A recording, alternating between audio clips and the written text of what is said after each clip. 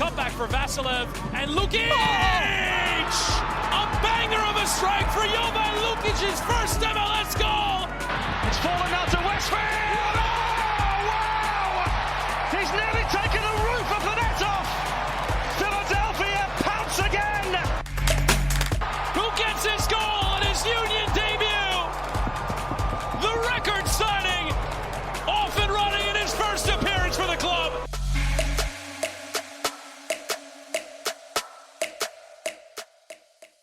Hello and welcome to the Free Kick Podcast. My name is Todd.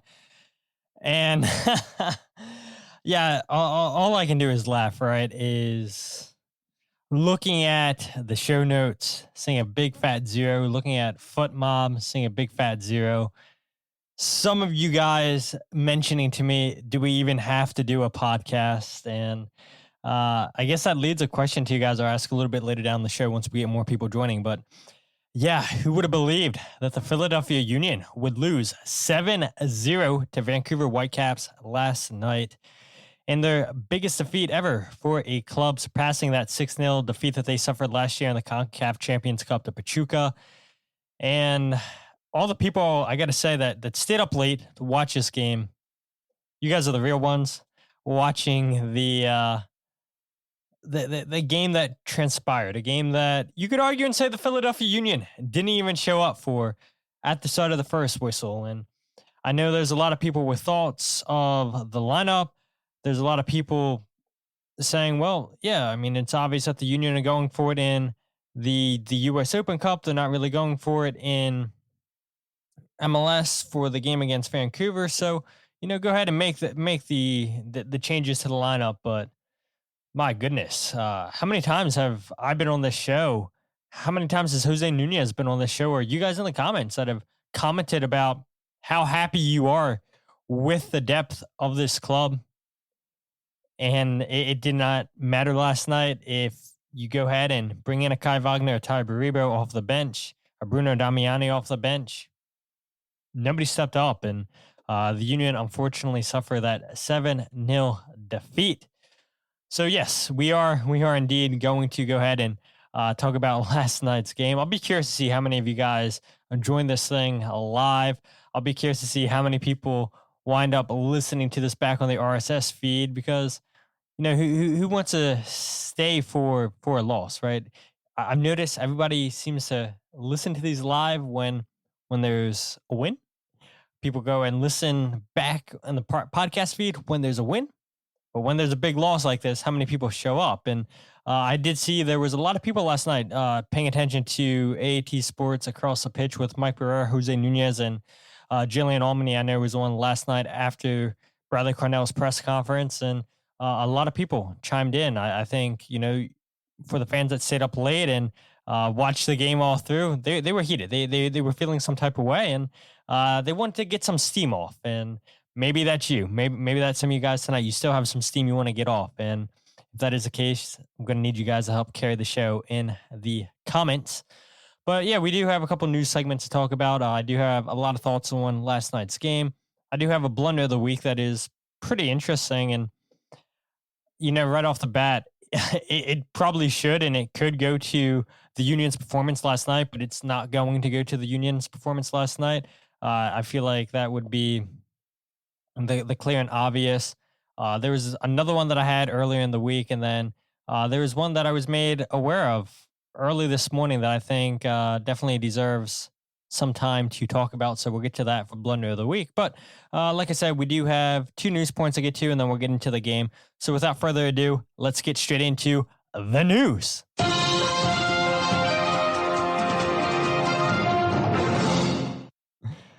I should give myself Blunder of the Week right there. So again, people that are listening live, I played a very, very old intro. I don't even know how I played that. That was, wow, throwing it back. And he might be watching this too. My buddy Jem Torgar, if he's listening, I played the intro for our London Underground series. So you got to go all the way back to the original Free Kick podcast. And I know I included some of those episodes in to what the RSS feed is now. But yeah, the first bit of news that I do want to talk about is Philadelphia Union announced this week that they had recalled CJ Olney from his loan with Lexington SC. And yeah, that's one of those where it just did not work out whatsoever. I can remember Brandon Craig a couple years ago when he got loaned out to Austin FC and he wasn't playing much. And Austin were desperate for center backs back in the day. And yeah, unfortunately for Brandon, he could never break into that Austin team. And CJ Olney made 4 appearances with Lexington, 1 start, 1 assist in 94 minutes. And it just was not a good loan for CJ Olney whatsoever. And so he returns back to the Union, made the start today with Union 2. And I thought it was interesting, right? This quote came from Jillian Olney.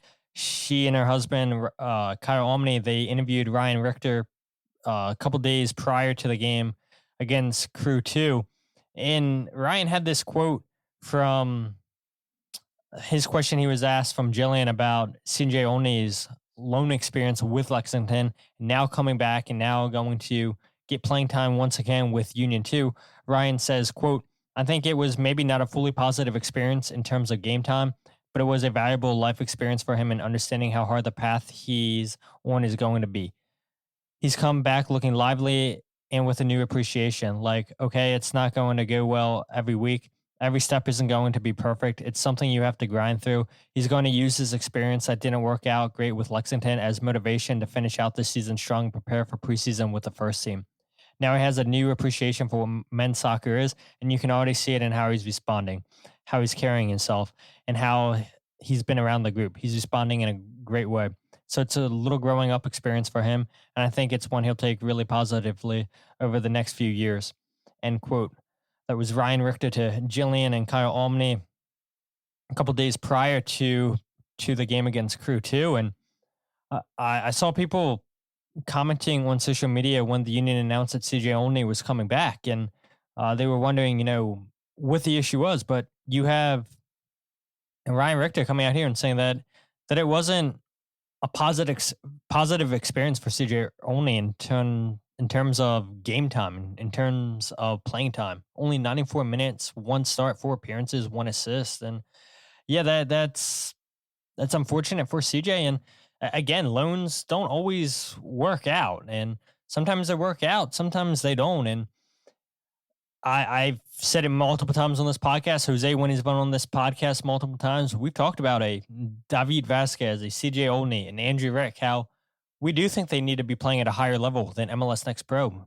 CJ can't break into the first team constantly with Lexington, so the Union call him back, and now he'll finish out the season with Union 2 and help them, I should say, try to get back to the MLS Next Pro Cup.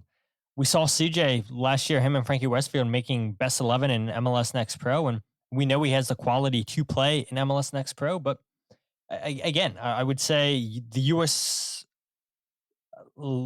United States League Championship, it's a lot higher of a level than it is playing MLS Next Pro. And I'm not saying CJ can't play in the championship, but for whatever reason, this just did not work out for him in Lexington, and now he comes back where the Union are going to go ahead and just have a push for the playoffs, and like Ryan said, hopefully get ready for preseason with the first team. I don't know if this is Kyle and Jillian, but they say hi, Todd. Hello. Jazz chimed in, says, "No stream, Todd. This game validated every complaint I have."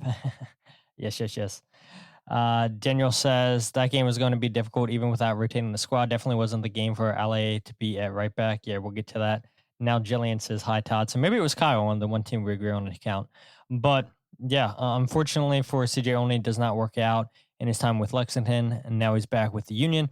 And then the second bit of news I wanted to talk about, and have you guys got your tickets? The United States men's national team have announced a friendly at Subaru Park on November 15th against Paraguay as the U.S. prepare for the 2026 World Cup. And yeah, we all know that since the World Cup's being hosted in Mexico, Canada, and the U.S., the United States automatically qualified. And you see the jokes online saying, would the U.S. have qualified for the World Cup with how bad they've been the last few games? I know that they beat a Japan squad that was heavily rotated. Prior to that, they lost to Korea. And yeah, they've lost a lot of games under Pochettino, and Pochettino goes and switches up to a back three against Japan. The U.S. look better than they have in previous games. And so will Pochettino stay with that back three? Do the U.S. even have the players to play a back three system? We shall see. But it is important that the U.S. schedules games against the highest quality opponents that they can get scheduled. Yeah, no offense to the teams in CONCACAF. And yes, the U.S. do struggle at times against some of those teams, but if the U.S. want to be competitive at this World Cup, if they want to make a difference, they've got to play against the best of the best. I think I saw reports that said maybe in February that the U.S. would schedule a friendly here in America against Portugal, and we'll see if that's confirmed or not. Maybe it is confirmed and I missed it. I'm sure you guys in the comment section will let me know. But yeah, it'll be interesting to see the United States men's national team make way back at Subaru Park for the first time since 2018 in May, in a game that the U.S. played against Bolivia. U.S. shut out Bolivia 3-0. Walker Zimmerman, Tim Weah, and Josh Sargent all scored their first goals for the national team at Subaru Park in that match against Bolivia. And so now if you want to go see the U.S., you get a chance at Subaru Park, and it's probably going to be cold. So bundle up, and we'll see how the U.S. do. Jillian says, we'll be there. Valerie says, no tickets for me, but I'll be watching from Australia on November 11th. Yeah, that's awesome, Valerie. So you'll have, I would imagine, a lot better weather than what it'll be back in Chester in November. Valerie says, I'll be home in time to go to the Union in MLS Cup. And I'm sure that's what a lot of fans are going to be hoping for. Valerie also says, we were at the USA versus Bolivia game back in 2018. So yeah, if you guys missed out on an opportunity, you have a chance in November to see the U.S. take on another South American country. So that's all the news that I wanted to get to. And now we'll get to the unfortunate part of the show where maybe some of you guys start logging off. That is last night's Vancouver Whitecaps versus Philadelphia Union match. And again, I said it in the intro. It is insane just watching this scroll at the bottom of the screen. 7-0 defeat for the Union, as Thomas Muller scores a hat trick. You also get a goal or 2 goals from Asabi. Yeah, not a great performance whatsoever for the Union. And I do tip my cap off to everybody who stayed up last night and just watched the Union concede.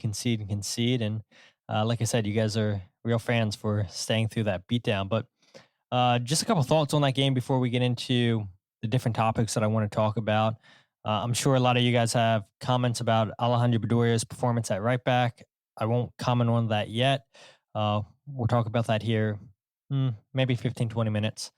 But we will indeed talk about Bedoya. But, you know, I really thought that the Union had pulled a goal back to make it 3-1.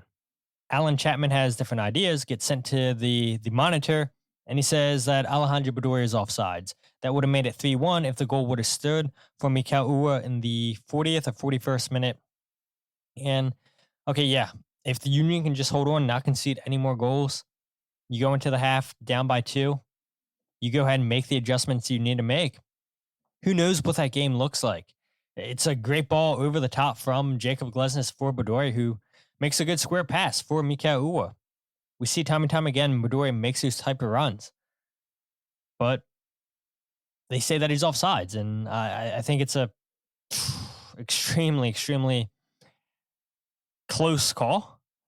And I saw some people online complaining, you know, we need to have lines. We need to have lines to look like they do in the Premier League. And is Bedoya offsides? I mean, it's really hard to tell. Alan Chapman thought that he was. And then you obviously have a few moments later, Bedoya gives up the penalty kick.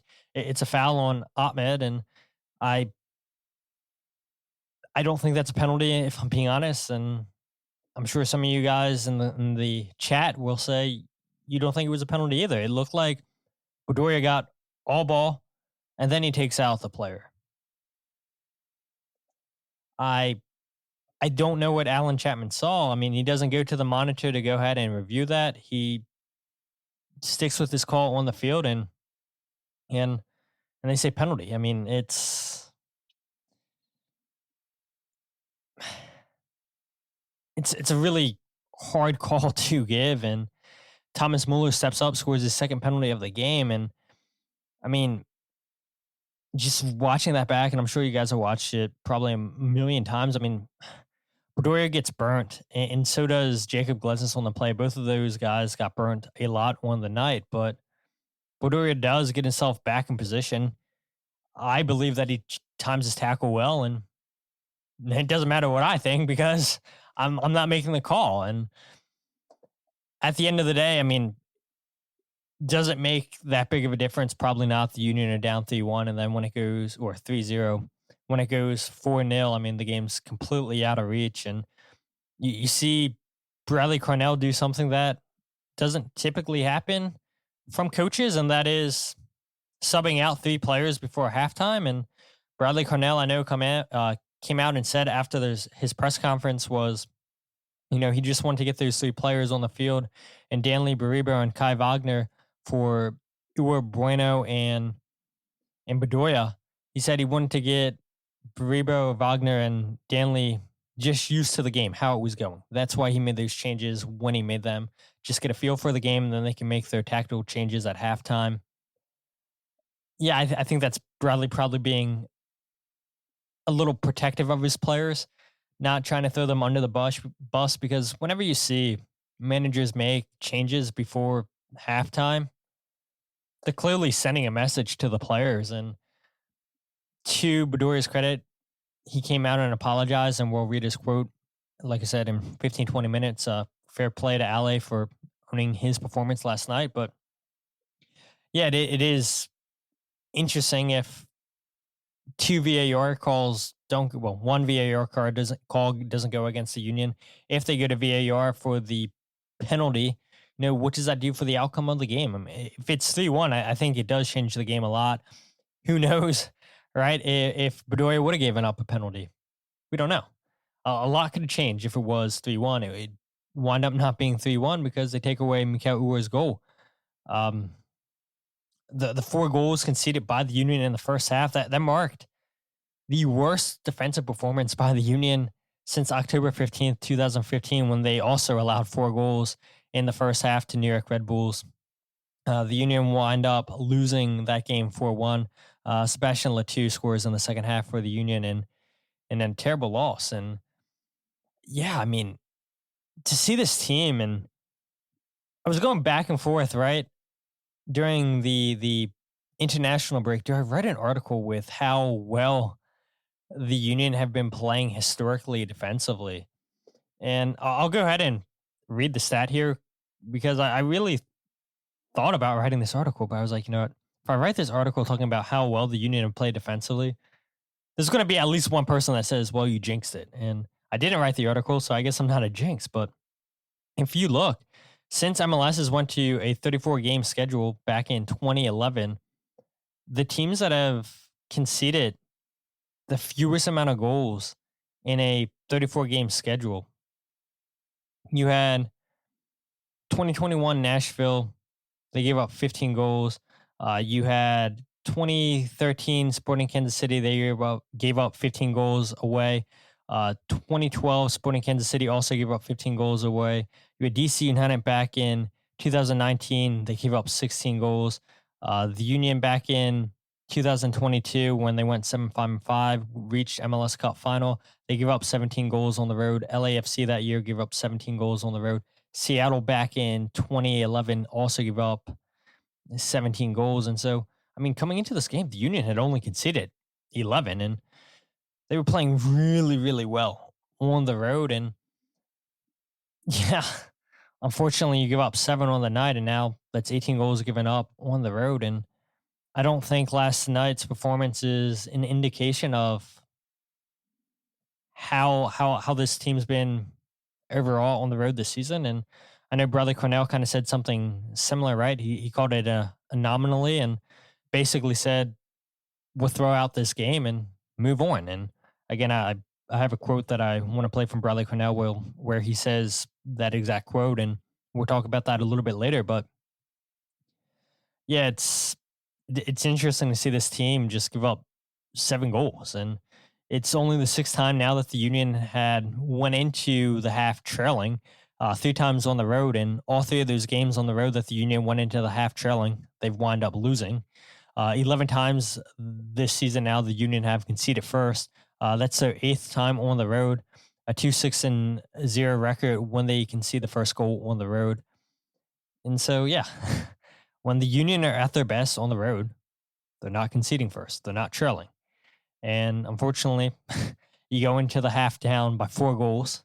You can see the first goal, obviously. And later on in the second half, to make matters worse, Jovan Lukic, he'll miss Saturday's game against New England due to yellow card accumulation. And I would imagine that probably means Jesus Bueno and Stanley John Jock as the 2 number 6s against New England. But the Union's focus isn't going to be on that match on Saturday. It's going to be on Nashville on Tuesday in the US Open Cup semifinals. And the last thing I would say, if you're looking for any kind of positives from this game, Neil Pierre makes his debut, finally makes his debut. And I kind of feel bad for Neil, right? That he comes on and the Union are absolutely getting blown out. And yeah, what a game to come on and make your debut.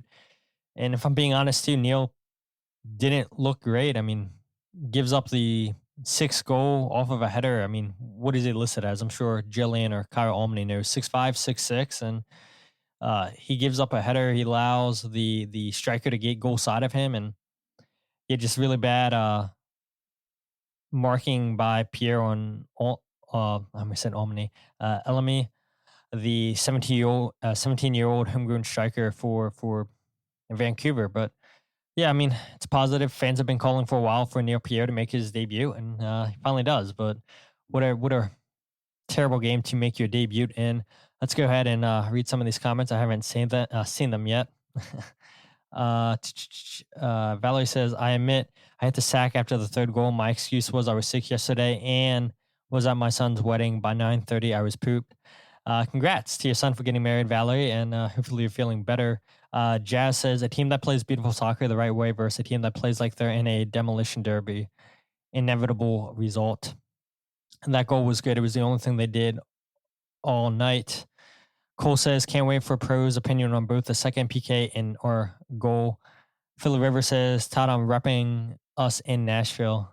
Yeah, let us know. Let us know how many people are in Nashville for that game. Hopefully there's a good contingency going down to Nashville for that game, because we've seen the Union have good results down in Nashville the last couple of years. Not so much this year. Obviously, Makanya gives up a very, very late penalty kick, and Hani Mukhtar converts in the 100th minute, 101st minute, and the Union lose that game 1-0.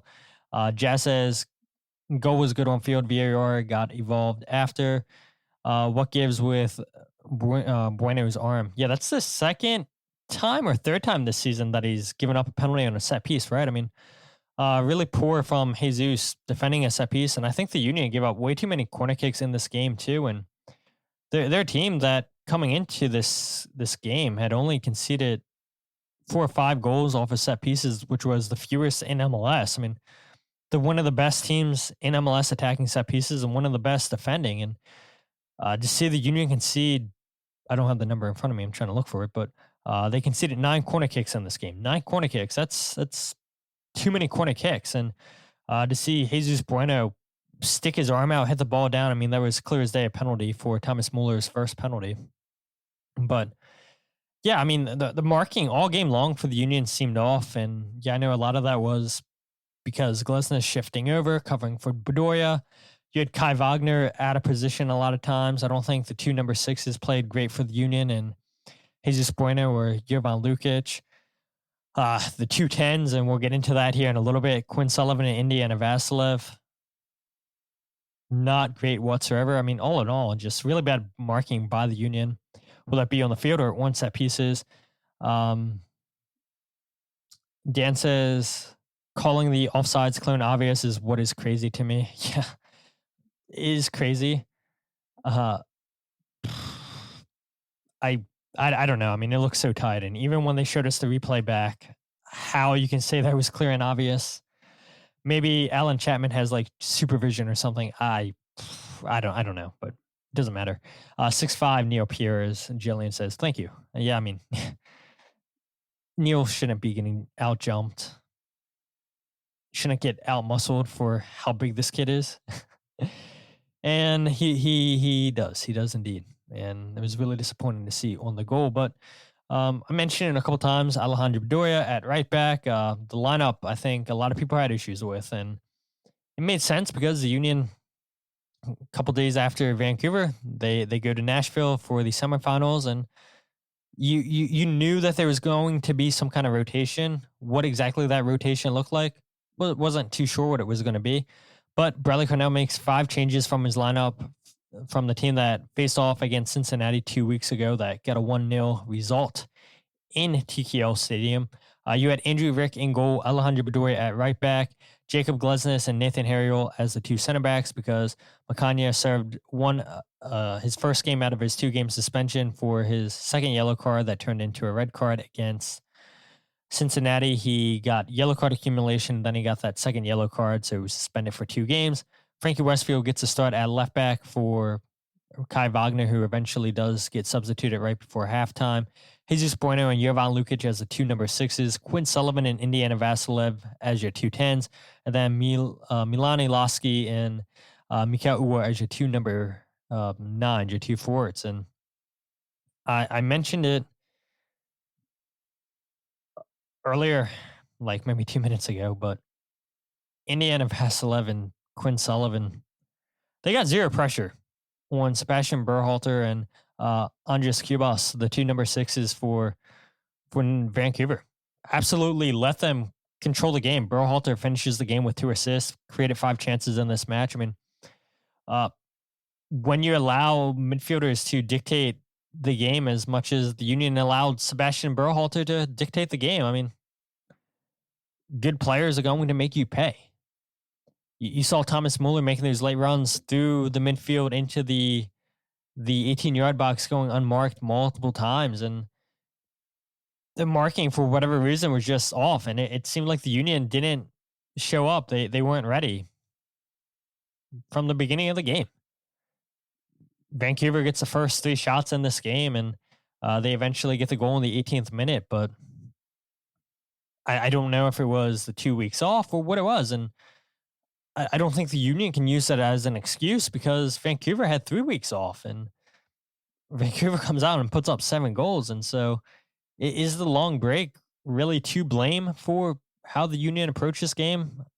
I'm not too sure that should be used as an excuse. Maybe people listening back to this, maybe you guys listening live, you do think it's a valuable excuse. I don't, because we've sat so many times here talking about how the Union have good depth.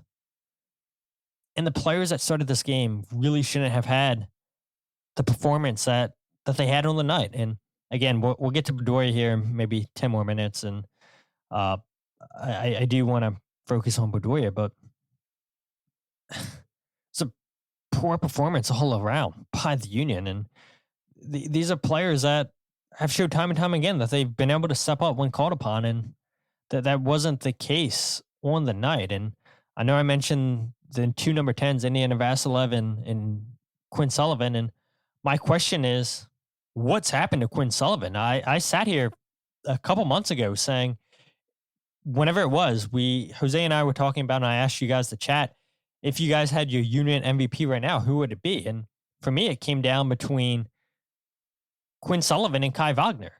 Quinn Sullivan plays so well in the first half of the season, he gets called up to the Gold Squad. And since then, what's he done for the Union? Looking at his last 8 games, he's had 0 goal involvements. Only 8 chances created in his last 8 games. He has 42 chances created this season for the Union, but only 8 in his last 8 games. Where's it gone wrong for Quinn offensively? He looks a shell of himself, and when he's tracking back, he looks gassed. Has Quinn Sullivan been played too much? And somebody on this show or somebody on social media posed the question and said that they believe that Milan Elaski should be playing as the number 10 because it doesn't seem like Indy's going to lose his spot. Doesn't matter what he does. He's locked in as a starter into the squad. And somebody was arguing that it should be Quinn Sullivan who should be fighting for his job. It should be Milan going for Quinn's role, and it does not him going for Indiana Vasilev's role. And I think maybe it is a fair point. But would Carnell bench Quinn Sullivan? Would he do it? Because he's not getting it done for the Union offensively these last 8 games. I don't think he's really doing it defensively either. He looks gassed, and there was zero pressure from Vasilev or Quinn Sullivan, one of the 2 number 6s last night for Vancouver. They were just able to split the line so easily, play the balls out wide to the flanks to the 2 wingers for Vancouver and Sabi and Ahmed. And when you don't get that pressure from your number 10s, then players are going to exploit you. It doesn't matter how good your number 6s are. If you're not getting pressure on the ball, you're going to get called out like the Union did last night on Vancouver. And to Jazz's point, it was beautiful soccer versus demolition soccer. And the Union have played beautiful soccer multiple times this season. You see it multiple times in games. Maybe not fluidly for 90 minutes, but they can play beautiful soccer, putting passes together, breaking teams down with passing the ball. But Vancouver, time and time again, they're breaking the Union down with the ball. They're playing it out wide. The dribbling past Bedoya, Glesnes. Kai Wagner looks lost defensively. I mean, just not a good game defensively by the Union at all. Jazz says, I've said forever, Sullivan is the most overrated player on the team. He also says, Berhalter, Mueller, and 9 guys I never heard of showed you why MLS Cup is a pipe dream. A double would be nice, but I'll settle for a single, like I'm at the counter at Wendy's. Valerie says, Bradley's right. It was an anomaly. We've been singing his and the team's praises and its depth all season long. This was a one-off. Cole says, it feels like he lost all his confidence at the Gold Cup. And yeah, that might be true, right? I mean, Quinn knew that there was a real possibility, a real chance to make that Gold Cup squad. He does make it. But then afterwards, what's he done? Seems like he's really cooled off, because I can also remember that Jose and I were talking about what players we think could potentially leave the Union in the summertime. I said Quinn Sullivan. We said Danley John Jock. Both players had phenomenal first halves of the season. I think Danley's still having a good second half of the season, but Quinn Sullivan's completely dropped off. And for whatever the reason may be, yeah, maybe it should be Milan going for Quinn Sullivan's spot in the starting lineup. Maybe Quinn shouldn't be an automatic locked in to that starting 11. And I should have had this pulled up. I'll try to go ahead and pull it up right here. But the last time I checked, Quinn Sullivan led the Union in appearances in MLS. I mean, he's been pretty much a lock in the Union's starting 11 under Bradley Carnell. And if I'm not mistaken, too, he's been up there with minutes played, and I'm sure one of you guys will probably beat me by looking this up. But yeah, I don't know. I really don't know where it's went wrong for Quinn Sullivan, and it's been disappointing. So for the Union this season in MLS, looking for the players that have played the most appearances, that would be Jovan Lukic at 29, Bruno Damiani at 29, Kai Wagner at 28, Glesnes at 27, Indiana Vasilev at 27, Danley at 27, Makanya at 26, Quinn Sullivan at 26. So yeah, Jovan and Bruno have led the team with 29. So yeah, Quinn's not up there anymore, but 26. I mean, he's pretty much been a lock. Quinn is number 6 in most minutes played, 1,865. Kai Wagner leads the way with 2,408, followed by Jovan Lukic at 2,351, Jacob Glesnes 2,265, Danley John Jock at 2,043, Makanya, number 5, 1,876, and then Quinn Sullivan 1,865. So I mean, you can see who are the most important players for the team. And yeah, people on the show, I said it too, that the Union probably should have went out and got a center back, and for whatever reason, it just didn't happen for the Union. I'm sure they'll address that in the winter time, but Danley John Jock, pretty much a lock. Jovan Lukic, pretty much a lock. Kai Wagner, obviously a lock as your left back, but yeah, things do look a little bit differently when you don't have Jovan Lukic and Danley John Jock in there, and this isn't a knock on Jesus Bueno, but yeah, you don't get the same pressure, you don't get the same pace that Danley gives your starting 11 when he's in there, and offensively too. I think Danley offers you a little bit more than what Jesus Bueno does. I know he had that high goal scoring streak going for him in the League's Cup a couple seasons ago, but yeah, I mean, when Danley's not in, you completely lose something, and that's why I thought it was so important for the Union to hold on to Danley through the summertime because of how important he's been to this team. And again, it's a great signing by the Union last August, and he hasn't put in too many bad performances, but when he's not in the starting lineup, you obviously can tell the difference. It seems off a little bit, but yeah, Quinn Sullivan, I started talking about. No goal involvements in his last 8 games. Uwe and Alowski start up top for the second time. Red Bulls away was the first, and there wasn't many chances created in that game for those guys either. Alowski eventually switches back to number 10. Chris Donovan goes up top with Mikhail Uwe, and yeah, the Union did not look great away against Red Bulls. Have a penalty with Bruno Damiani, gets saved, and then they give up the goal a few minutes later and wind up losing that game 1-0. And I mentioned it, the triple change right before halftime. Bradley Carnell said it was to get the players that were coming in to get a feel for the game, and he's definitely sending a message with taking Uwe, Bedoya, and Jesus Bueno off. And I do feel for Mikhail a little bit because he wasn't getting the chances created for him. Alowski wasn't getting the chances created for him, and how can they do anything when the chances aren't there for them? And yeah, you could say that Jesus Bueno and Bedoya were the Union's 2 worst players in the first half. I think Jacob Glutzis probably has a shout too, but yeah, I mean, a terrible performance for the Union. And so I do want to play one clip from Bradley Carnell where he talked about how he had got it wrong, and this was his opening statement. Disappointed with the results. We thought we put out a team there that could be very competitive, and we had enough on the field to win the game. From a personnel standpoint, I thought we did exactly what we needed to do. Just unfortunately, the application on my behalf, we couldn't get it right. So, I think over 30 match days, 29, we've proven to find the right recipe. Today we didn't. They exposed us and exploited us. So, I think we have enough reps of the 29 previous occasions where we've been very competitive. Today we lost the battle, we lost the war, we lost the fight. So it's one of those days where the sun sets and tomorrow the sun rises again, we move on. No time to dwell on it. We have a game on Tuesday. Just unfortunate. But we'll accept this in the right way. We'll learn from this in the right way, and we'll make sure we'll bounce back. Yeah. So Carnell, said that he believed that they put a team out there that could be competitive and could be enough to win a game, and I agree with that because again, I've been on this show multiple times saying that it's a good depth that the Union have, and Jose and I were going to talk about it last show, but we just went way too long in the show, and so we scratched that segment. But my question was, is this the best depth? Is this the most depth that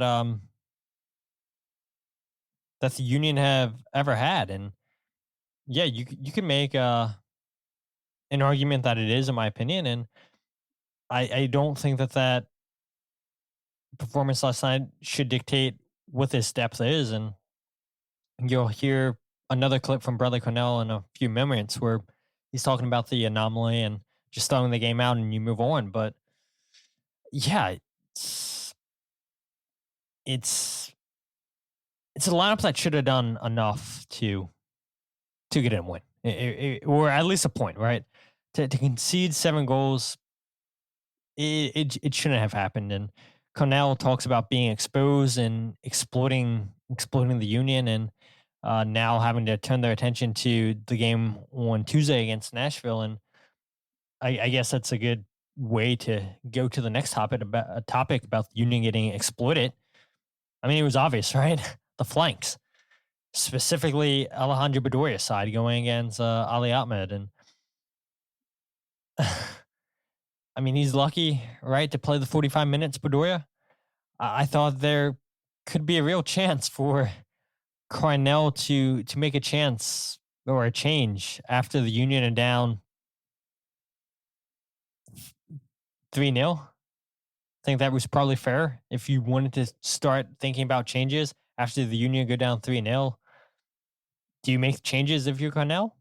I think that they would have been justified, but he has enough belief and faith in this team that he keeps those guys on, and they do eventually get a goal. It just gets called off, and then afterwards, Bedoya gives up the penalty, and now you're down 4-0, and that's when the changes come. And it was very clear back in June when we saw Bedoya play as a right back against Chicago, and he did well against Jonathan Bamba, another speedy winger. But yeah, last night was not good, not good whatsoever. Just Bedoya didn't have the legs to go up against Bamba, against Ahmed, and it unfortunately cost the Union. You have Jacob Glizis just shifting over multiple times, and he gets beaten on the dribble. We know he's not the speediest center back, and when you have two slower players on the right side of the field and you go up against speedsters, you're eventually going to get called out. And both Glesnes and Bedoya got called out multiple times. And to Bedoya's credit, I mentioned it, Bedoya's quote last night, he came out on Twitter and Instagram. He says, quote, "I'll be the first to apologize for my personal performance tonight and accept responsibility for the result tonight. Simply not good enough or anywhere near our standards and expectations. One thing is for sure, one result/game will not define us this season. On to the next one," end quote. And I do respect Alejandro for coming out and taking ownership for his performance last night on social media. I don't know if any other players have come out and made posts on social medias, but Bedoya's I did see on Twitter first, and then eventually it gets posted on Instagram. Takes ownership, and yeah, it just wasn't a good night. And the Alejandro Bedoya performance at right back, the experiment, whatever you want to call it, is probably done at right back. My question is like, why? Why not start Olivier Baiza, who is a natural right back? He is more offensive than defensive. Why not start Baiza at right back? If I'm Baiza, I mean, I would take a little bit of a slight knock against my game, where you're playing a guy out of position and I don't even come in this game. What's that say about Olivier Baiza? What's that tell you where Bradley Carnell rates him? Maybe nothing. Maybe I'm reading into it too much, but bigger picture, that's how I would read into it. I mean, you have a guy who's a natural right back, doesn't start, doesn't come off the bench. You play Bedoya out of position. He's getting exposed all night long in the first half, and you still don't bring him in. You shift Frankie Westfield over at right back, bring Kai Wagner in. I'd be a little bit offended if I'm Olivier Baiza. I really would. And could you have shifted Bedoya into the midfield at the number 6 and put Jovan Lukic as the right back? Potentially, but because of how well Bedoya played months ago, back in June against Chicago, he volunteers and says to Carnell, "Hey, I'll play right back." It was supposed to be Jovan Lukic, but Bedoya said, "I know this isn't my position. I'll do it for the team." Does a good job. Doesn't do a good job last night. So, I mean, to Carnell's credit, he comes out, says that he got it wrong. He got it wrong with the lineup, and he believed that they had a lineup out there last night that could have got a win, that was good enough to get a win, and it just doesn't happen. Jillian comes out and says, "Shows how Bradley rates Baizo." I agree. Jazz says, "Harrell got spun so bad at times, he looked like he needed a compass. At least he has speed." Yes. Valerie says, "Baizo would have been the logical choice." I mean, yeah, I mean, there's just so many coulda, shoulda, woulda moments from last night's game, and unfortunately, there's nothing you can do about it, but it happens. Union lose 7-0, and again, just the game plan I thought was very, very obvious for Vancouver. Get Berhalter on the ball, get Kubas on the ball, play the ball out wide. They'll go ahead and beat Bedoya. Frankie Westfield didn't have a great game. To your credit, Jazz. Nathan Harriel didn't have a good game. I mean, just the marking seems so off. And I don't know. I had some people tell me on Twitter last night, I had some people texting me and saying, just throw this game out. Like, we don't need to see a goals breakdown video for this. And I was like, it's 7 goals. Like, at least I'm going to have goals to break down. And I don't need to go ahead and focus on anything else, just the goals that the Union conceded. That's all I focus on. And that video is probably going to wind up being 20 minutes. So what do you guys think? I value your opinion. You guys listening live, people listening back on the RSS feed, comment on Spotify. And I do see you guys comment on there. I comment back. So if you guys can't get a comment in on YouTube during the live portion, you guys can always go back and comment on the podcast and let me know. Should we do a goals breakdown video? I kind of feel like we should, just looking back and seeing how poorly the Union were defensively and just how their shape was all over the place. But maybe you guys are really fed up from last night's game and just want to erase it from your memory. Cole says, or we just thought the back line we had in the beginning of the second half. Yeah, exactly. Where you have Kai Wagner, you have Nathan and Jacob Glesnes as your 2 center backs, and then Frankie as a right back. I mean, yeah, Carnell just thought that they put out a lineup that could have got a result and winds up not happening. And the last bit of news that I do want to talk about, or not news, the last topic that I want to talk about is just moving on and focusing on the US Open Cup semifinals against Nashville and focusing on the last 4 MLS games. And it does suck, right, that the Union had that type of performance. And Jazz, I think you had the comment earlier in the show. I should have pinned it. There's a lot of comments. You had said, if all that was for Tuesday, what momentum do they think they'll be bringing against a Nashville team that has already handled them twice? Yeah, I mean, the Union didn't look great at Subaru Park in the first game, and then you give up a late penalty kick, a very, very late penalty kick against Nashville, and Hani Mukhtar converts it. It's a challenge that Makanya doesn't need to make. Union don't create a ton of chances in that game, if memory serves correctly, against Nashville. But look, I think it's better to get that performance out of the way that they had last night than let's say come playoff time, or God forbid they would have had a 7-0 performance, and maybe they still could against Nashville on Tuesday. I don't think it's going to happen, but look, I would rather them get that game out of the way right now instead of playoffs or instead of Tuesday. And again, yeah, it still could happen, but let's see. Let's see. Did the Union get that out of their system? Is it a wake-up call that they needed to finish out the regular season as they head towards playoffs? Is it the wake-up call that they needed for the match on Tuesday? Now, it is worth noting, Nashville winds up losing 2-1 on Saturday to Cincinnati, give up a late game-winning goal to Evander in the 98th minute. Nashville, they crawl one back in the 84th minute with Sam Search, thinking that, hey, look, it had been pretty much all Cincinnati, and they get a late goal with Sam Search, and then they give up that late game-winning goal, and we've seen Cincinnati not look great the last 3-4 games at TQL Stadium, and they finally get a win. But what I think is interesting is BJ Callahan doesn't really rotate his squad like the Union did on Saturday night. Hani Mukhtar, Sam Search, Walker Zimmerman, all key guys, play all 90 minutes on the night against Cincinnati.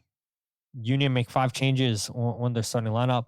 Yes, Andy Nahar was on the bench. Ahmed Quassem was also on the bench. Both players eventually wind up coming off the bench, but I did see Quassem left in the 90th minute. So will he be available on Tuesday? I didn't see what PJ Callahan said. I don't know if it was injury or whatnot, but I did see that he left, and that would be a huge blow because the Union struggled against him defensively in both games this season. So we'll see what his status is Tuesday against the Philadelphia Union. But it is interesting to see just 2 managers take 2 complete different approaches for the game. And maybe Bradley Carnell felt that the Union had enough cushion at the top, which is crazy to think. And I'm not saying that's what he thought, but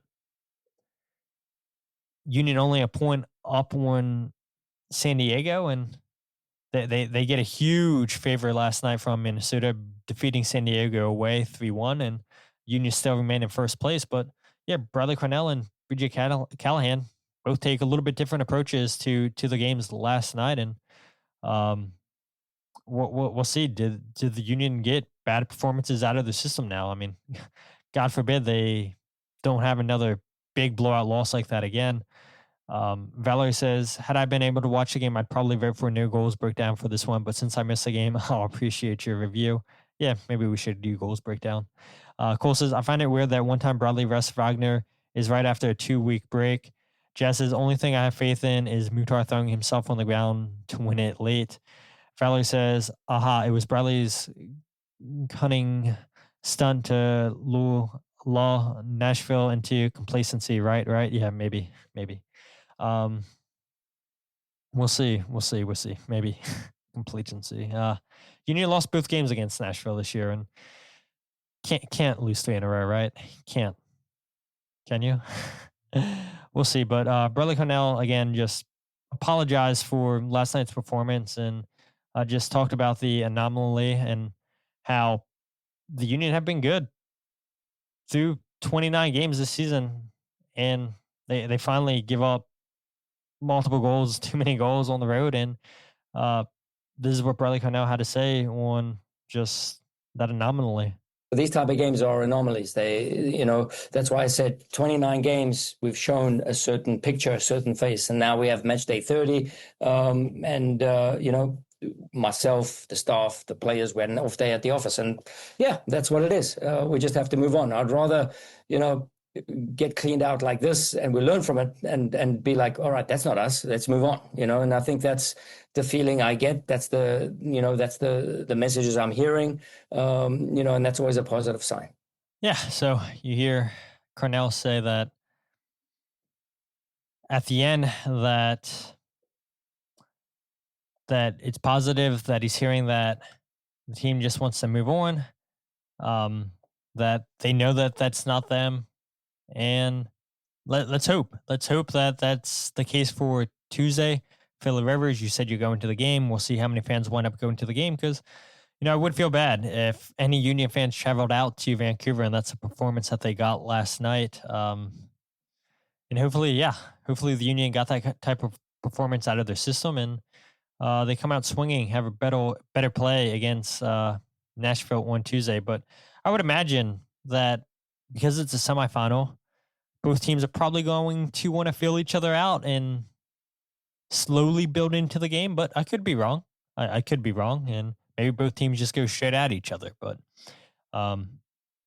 because one win puts you in a final, I do think that this game has the potential to start out slow. And we'll see. Will it be Nashville once again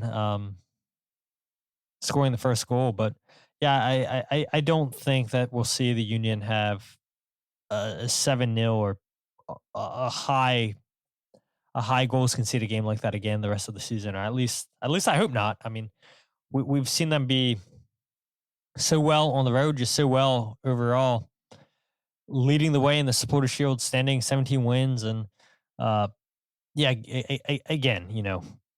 it is what it is, and it sucks that was the Union's biggest defeat ever in team history, and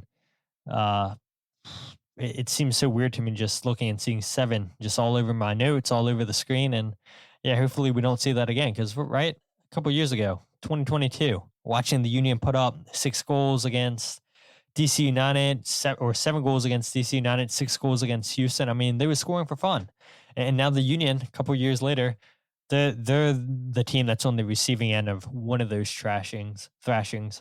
But Blunder of the week. Blunder of the week is interesting, and this was brought to my attention early this morning. Somebody had sent me a Reddit post, and then I got tagged on social media by Eric, and I didn't respond by the time that I saw it. He had tagged me like an hour later, and I know Jillian, Kyle, you guys had been tagged on social media on this post, and you guys responded to it.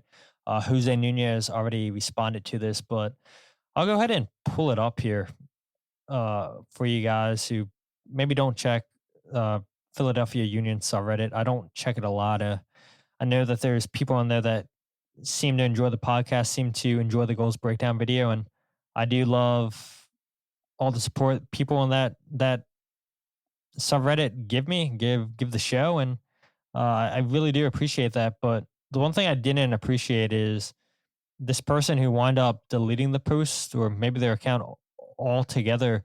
They call the Union's PR team amateurs, and so the post they had on our Philly Union said, quote, "Last night, they only allowed 2 beat writers to join the press conference. The shenanigans from their PR staff continue.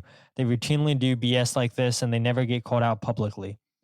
Happens with player availability all the time and in preseason too with media access," end quote.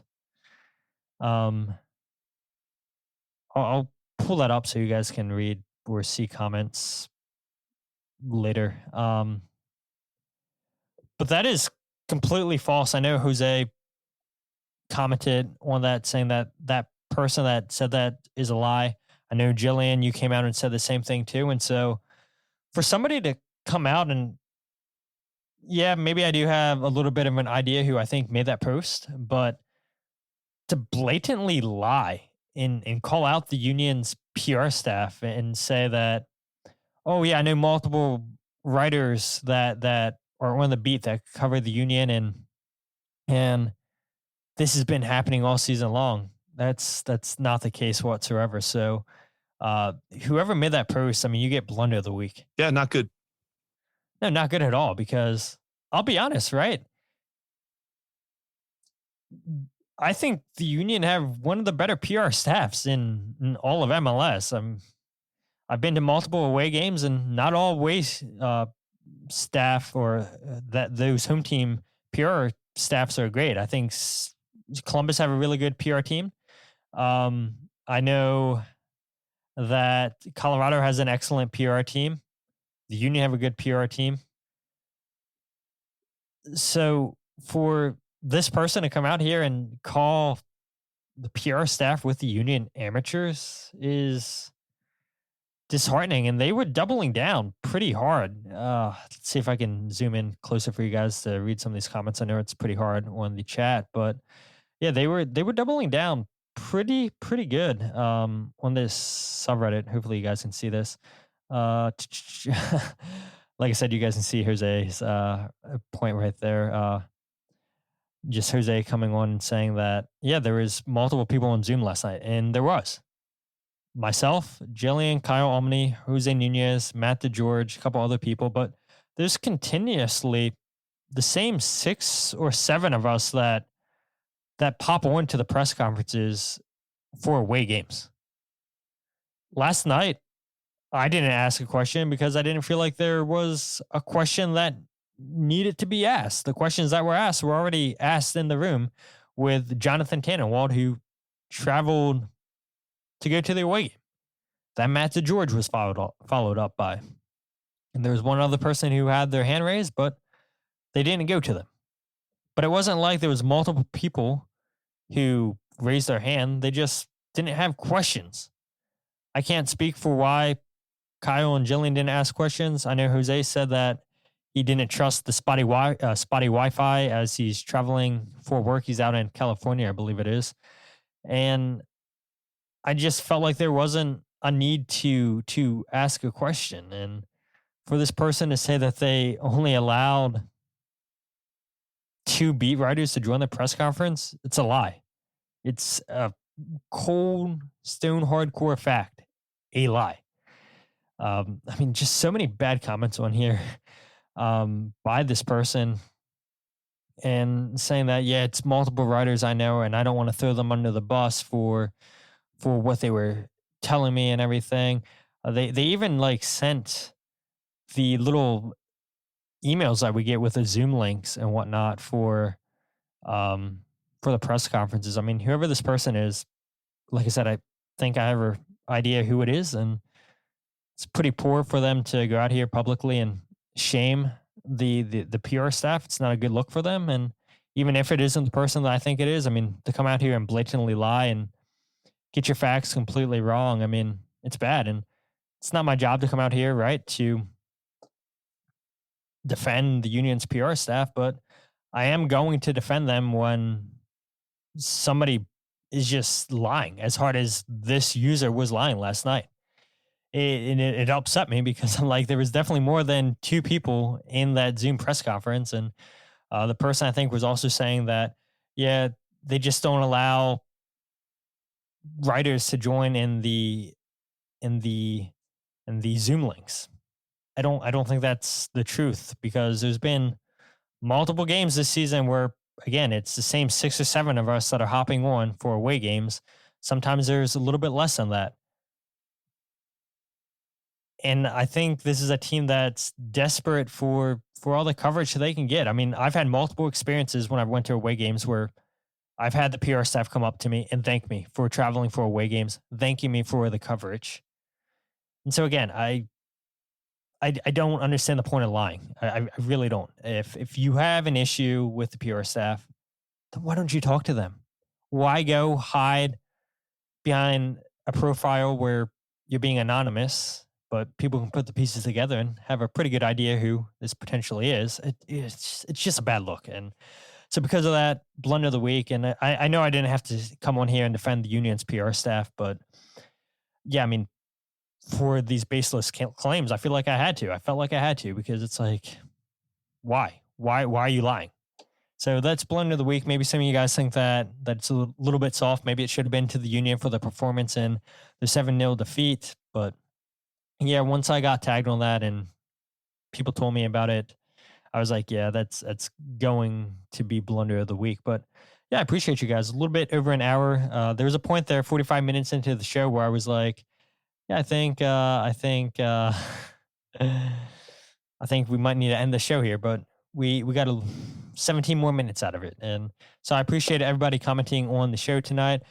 People that obviously listen to the RSS feed, people that are commenting on Spotify, people that go and comment after we do the live stream. I appreciate you guys. If you guys aren't following the podcast on Twitter, Instagram, or Facebook, follow @FreeKickPod, wherever you get your podcasts of The Free Kick. Make sure to check out the YouTube channel, youtube.com/FreeKickPod. Go ahead and check out the podcast live. Every single episode is live on YouTube.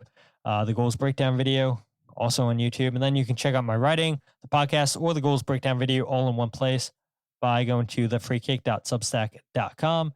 And so the Union, we all know, I've said it multiple times now, they play on Tuesday, which means that we should have a Wednesday or Thursday show. And hopefully it's a better show than what this one was. Hopefully we have more positive news to talk about. But we'll see. I do plan on doing another show, and then afterwards, then I'll be on vacation. So I won't be at Subaru Park for the New England game. Do I do the podcast or I do the goals breakdown video while I'm on vacation? To be determined. We'll make that call come Wednesday or Thursday once we review the semifinal game against Nashville. But again, I appreciate everybody that was here tonight. All the comments, I appreciate you guys. You guys are the best part of the show. But with that said, my name is Todd, and this is the Free Kick Podcast.